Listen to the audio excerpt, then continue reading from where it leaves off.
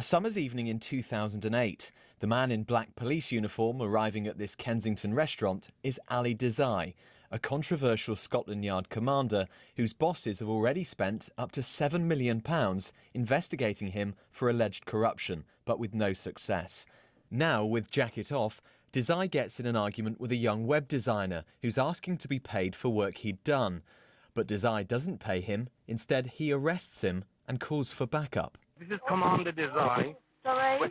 This is Commander Dizaei, Scotland Yard. Commander Dizaei, with urgent assistance required. I've made an arrest. I need urgent assistance, please. But the only crime committed that night was by Dizaei. He falsely claimed he'd been assaulted by the man. That man was Waad al-Baghdadi. His evidence was crucial in jailing Dizaei. But now, 8 years on, he's being thrown out of the country because he lied about his age to get in. I knew there were some bad things about me. I've done it in the past. I knew if I testify against Ali Dizaei, these might come to the light. But I chose to do the right thing. He says British authorities knew he'd lied about his past and that he was a benefits cheat, but were still happy to use him as the key witness to convict Dizaei. He claims they've betrayed him. They used me. They held a gun against Ali Dizaei, and I was the bullet.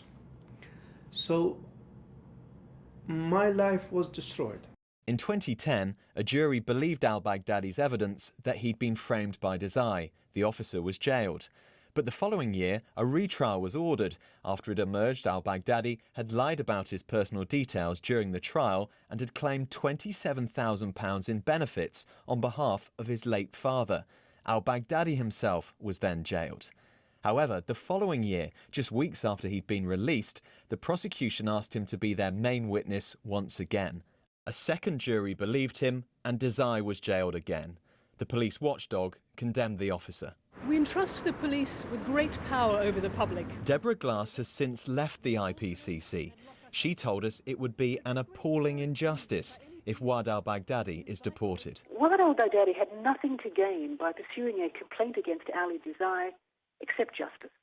So if this man is deported as a direct result of his challenging a powerful and corrupt police officer, that would be a most appalling injustice.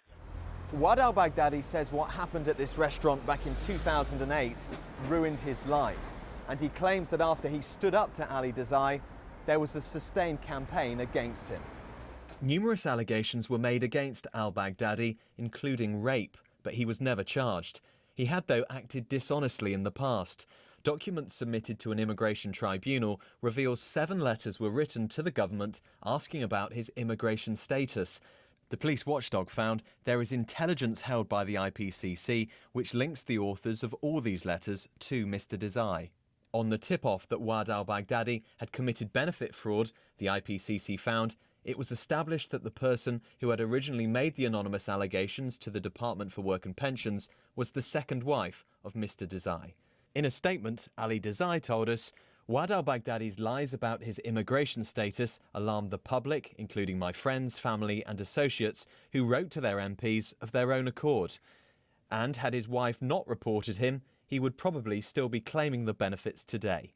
What do you say to people who say you lied when you arrived here, you fraudulently claimed benefits, it's only right that you should be made to leave this country?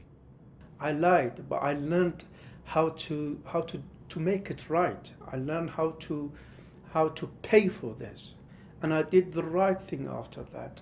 I become a witness. Waad al-Baghdadi has now claimed asylum, saying he'd fear for his life if deported to Iran or Iraq. He feels British, he's done a lot, he's completed civic duty towards the British public, and therefore should be taken very seriously. The Home Office wouldn't comment on the case. If his appeal fails, his future will be outside Britain. Beake, BBC London News.